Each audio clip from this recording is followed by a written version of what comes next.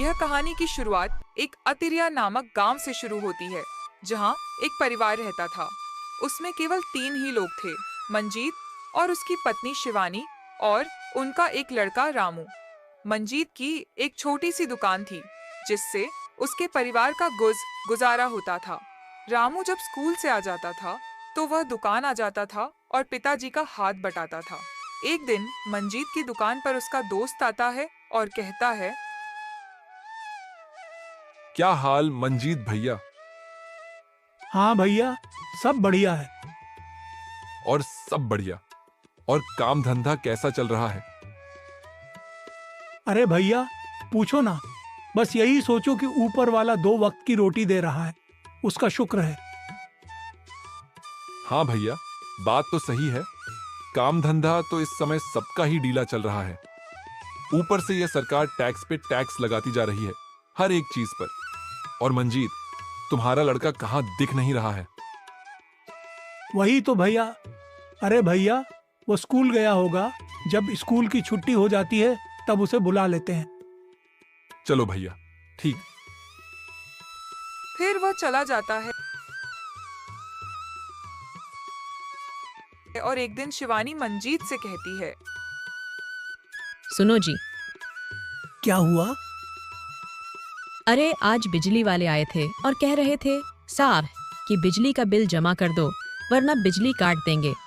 और स्कूल वालों ने भी फोन किया था, फीस मांग रहे थे कि फीस जमा कर दो, वरना स्कूल में बैठने नहीं देंगे। और हमारे पास अब जेवर भी नहीं है जो उसे बेचकर ये सब काम पूरे कर दें। जेवर था तो बेचकर जमीन ले ली थी। अब हम भी क्या करें? काम धंधा चल नहीं रहा है और दुकान का भी किराया देना है। हम सोच रहे हैं कि वह जमीन बेच दी जाए। नहीं, उसे नहीं बेचिएगा। उसकी अभी कीमत भी नहीं बढ़ी है और वह जमीन रामू की पढ़ाई के लिए है। उसे बेचकर रामू की पढ़ाई पूरी करवानी है। किसी से उधार ले लीजिए और जब काम चलने लगे तो दे दीजिएगा। चलो कुछ सोचते हैं। फिर मंजीत दुकान पर बैठा होता है, तो उसका दोस्त आता है और कहता है, क्या हुआ भैया, बहुत सोच में पड़े हो? क्या करें भैया, सोच में ना पड़े तो क्या करें। क्या हुआ भैया? अब क्या बताए भैया, तुमको लगता है इस दुनिया में एक गलती की है यार। बहुत परेशान हूँ भैया। अरे भैया, इतना तो होना चाहिए कि घर का खर्चा चल सके। मंजीत की आंखों में आंसू आ जाते हैं, तो उसका दोस्त बोलता है, रोना भैया, सब ठीक हो जाएगा। पता नहीं क्या खता की थी हमने जो यह सजा मिल रही है। अरे भैया, परेशान ना हो, सब्र करो। ऊपर वाला पता कब दिन बदल दे। यार ऐसे रोते नहीं है। अच्छा भैया, यह बताओ कि कोई उधार पैसा देगा? जब काम चलने लगेगा तो देंगे। हाँ भैया है, मगर वह बस 3 महीने तक बकाया रखता है।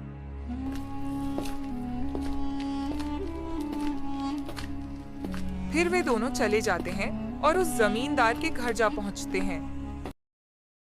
और वह बाहर ही खड़ा होता है और कहता है, क्या हुआ? अरे सेठ जी, इन्हें पैसे चाहिए थे उधार। अच्छा, दे तो देंगे, मगर 3 महीने में वापस चाहिए हमको, वरना समझ लेना। ठीक सेठ जी, दे देंगे, काम चलने लगेगा। हमको उससे मतलब नहीं है, काम चले या नहीं चले, आया समझ? ठीक सेठ जी, देंगे। फिर सेठ उसे रुपए देता है।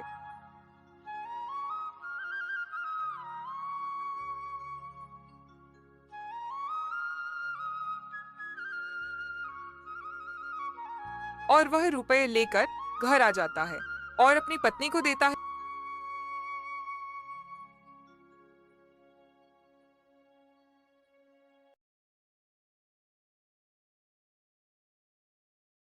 और कहता है, सुनो, ये लो पैसे और रामू की फीस जमा कर दो जितनी पिछली बाकी है, और बिजली के रुपये अलग निकाल के रख दो। और अब हमने सोचा है कि ये काम बंद करके लकड़ी का काम शुरू कर दें।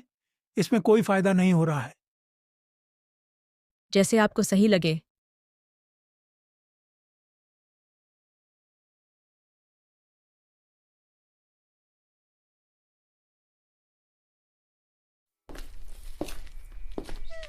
फिर मंजीत रोज जंगल जा जाकर लकड़ियां काटता और उसे बाजार में बेचने जाता।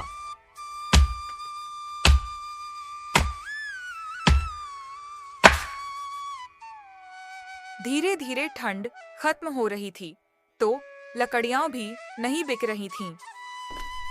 एक दिन मंजीत जंगल जा रहा होता है, तभी उसे एक आदमी मिल गया और कहने लगा, कहाँ जा रहे हो? कहीं नहीं, जंगल जा रहे हैं। जंगल क्या करने जा रहे हो? जंगल लकड़ियां काटने जा रहे हैं। तुमको पता नहीं कि राजा जी ने लकड़ियां काटने से मना करके रखा है। रुको, अब फोन लगा के बता रहे हैं और काल कोठरी में डलवा रहे हैं। रुको। अरे भैया, ऐसा ना करो, क्योंकि हमको किसा का उद्धार चुका रहे हैं और इसी से ही घर का खर्चा चल रहा है।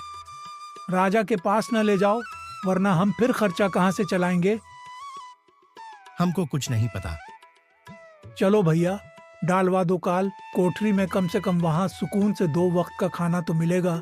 इस जिंदगी से बेहतर है। एक उपाय है बचने का। वह उपाय सिर्फ तुम्हारे लिए है, किसी से बताना नहीं।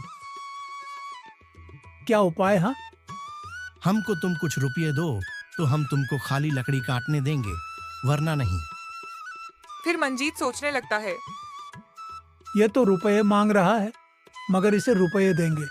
अगर तो काम तो सही से चल नहीं रहा है और घर का खर्चा है, बहुत मुश्किल से चल रहा है, तो हमारे पास कुछ नहीं बचेगा। इसे बढ़िया कि चलो राजा के पास। कहाँ खो गए? कहीं नहीं भैया, हम रुपये नहीं दे पाएंगे। चलो फिर राजा के पास। फिर वह मंजीत को राजा के पास ले जाता है और राजा कहता है, क्या हुआ? कौन है ये? यहाँ क्यों लेकर आए हो? अरे महाराज, यह जंगल जाकर लकड़ियां काटता था, आपके मना करने के बावजूद। हाँ भैया, ये क्या बता रहे हैं? सच है क्या? मेरे मना करने के बावजूद लकड़ियां काटने जाते हो? मंजीत बोला, महाराज जी, क्या करें, कोई सही से काम नहीं चल रहा था, तो सोचा यही काम कर लो। घर में नजर थोड़ी ज्यादा है और उधार पैसा भी ले रखा है, उसे भी देना है। महाराज अच्छे स्वभाव का आदमी था, तो वह बोलता है, अच्छा, तो तुमको यहाँ आकर एक बार पूछना तो चाहिए था ना। सुनो, अब काट लिया है, आगे से ना काटना। राजा जी, ये ना करिए, वरना घर के हालात वैसे भी सही नहीं हैं और खराब हो जाएंगे। ऐसा ना करिए महाराज जी। राजा मंजीत के हालात को देखकर उससे कहता है, चलो अच्छा, काट लेना, मगर काट के उस जगह पे एक नया पेड़ लगा देना। ठीक, ये ना करना अपना काम बना लिया और छोड़ दिया। ठीक ठीक महाराज जी। फिर मंजीत वहां से चला जाता है और यह सारी बात अपनी पत्नी से बताता है। एक दिन मंजीत के घर जमींदार पहुंचता है और आवाज लगाने लगता है,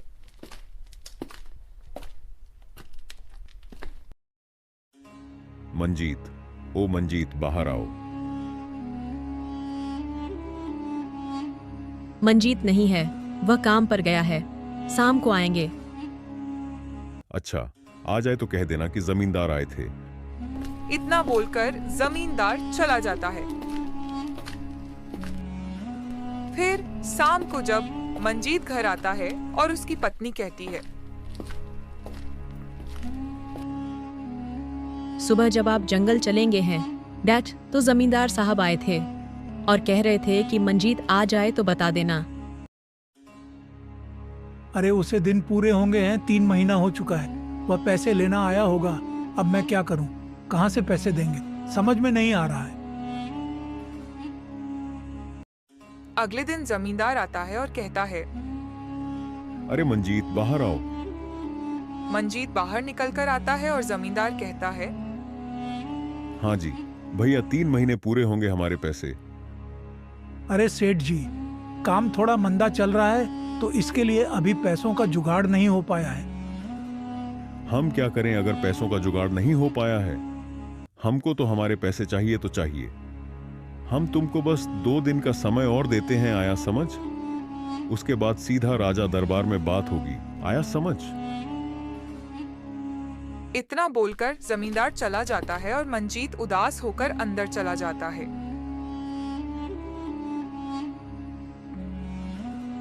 शिवानी कहती है, क्या हुआ, जमींदार ने क्या कहा? क्या कहेगा? कह रहा था 2 दिन का समय है, बस हमारे पैसे लौटा दो वरना राजा दरबार में बात होगी। हमको तो समझ में नहीं आ रहा है क्या होगा अब। जो होगा वह देखा जाएगा, चिंता न लीजिए, वरना तबीयत खराब हो जाएगी।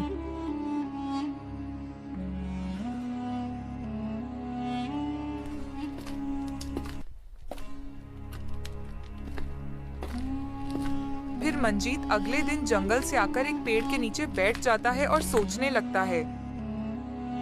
क्या होगा कल? हम कैसे उसके रुपए देंगे? इतना बोलकर मंजीत वहीं सो जाता है।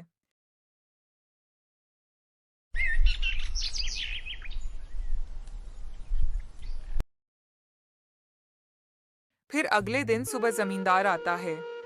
क्या हुआ, पैसों का जुगाड़ हुआ कि नहीं? फिर मंजीत कहता है, नहीं हुआ जमींदार जी।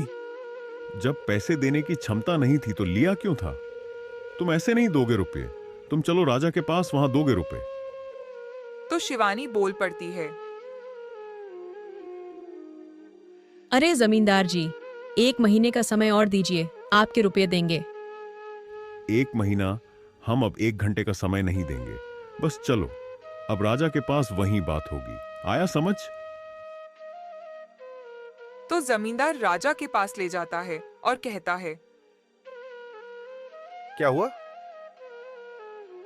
महाराज जी, अरे ये मंजीता हमसे रुपए उधार लिया था और अब दे नहीं रहा है। कह रहा है कि 1 महीने का समय और दे दो, तब देंगे। अच्छा, तुम ऐसे लोगों को रुपए क्यों देते हो, ये बताओ, जो लोग दे नहीं पाते हैं। अरे महाराज जी, आया था पर रो रहा था कि कह रहा था दे दो, घर में परेशानी है, हम तुमको रुपये तुम्हारे समय पर देंगे, और अब नौटंकी कर रहा है।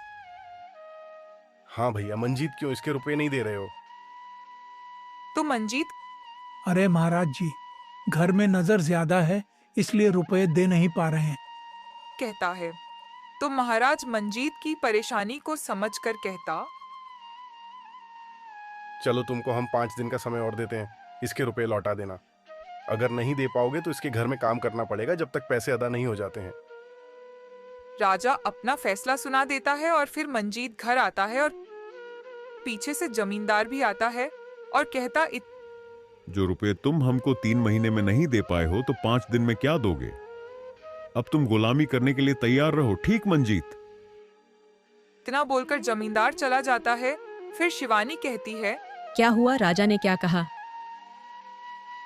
5 दिन का समय और दिया है, क्या करें अब?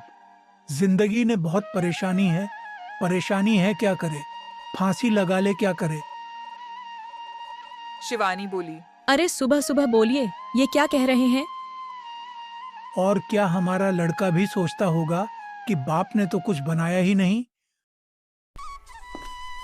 वहां पर रामू भी आता है और कहता है, अरे पिताजी, तुम्हारा लड़का परेशानी समझता है, अब क्या कर सकते हो? परेशानी है तो इसे काटना तो पड़ेगा ही, और हमने एक चीज सोची है जिससे इनके पैसे भी अदा हो जाएंगे और हम अपना कारोबार भी अच्छा कर सकेंगे। शिवानी बोली, तो बताओ बेटा। हमने सोचा है कि वह जो जमीन है उसे बेच दो और उससे जो पैसे मिले इस जमींदार को दे दो, और जो पैसे बचे उसे 2 भैंसी खरीद लो और दूध की दुकान खोल दो। सब लोग 60 रुपये में दूध देते हैं, हम लोग 5 रुपये सस्ता बेचेंगे। बता, विचार तो सही है, मगर वह जमीन तुम्हारी पढ़ाई के लिए है, उसे बेचकर तुम्हारी पढ़ाई करवाएंगे। अरे पिताजी, पढ़ाई तो कर लेंगे, मगर अभी उस जमींदार को रुपए देना जरूरी है, वरना कहां से दोगे? जब दुकान चलने लगेगी तो पढ़ाई कर लेंगे। ठीक बेटा, कुछ सोचते हैं। फिर मंजीत अपनी उस जमीन को बेच देता है और फिर 5 दिन बाद जमींदार आता है और कहता है, हाँ भैया, हमारे गुलाम क्या हुआ? पैसों का जुगाड़ हुआ कि नहीं, कि चलना है हमारी गुलामी करने? फिर रामू बोलता है, हमारे पिताजी तुम्हारे पास सपनों में भी गुलामी नहीं करेंगे, तो रियल में तो खाली तुम सपने देखो। यह लो अपने पैसे और चले जाओ यहां से, अब आना जाना यहां।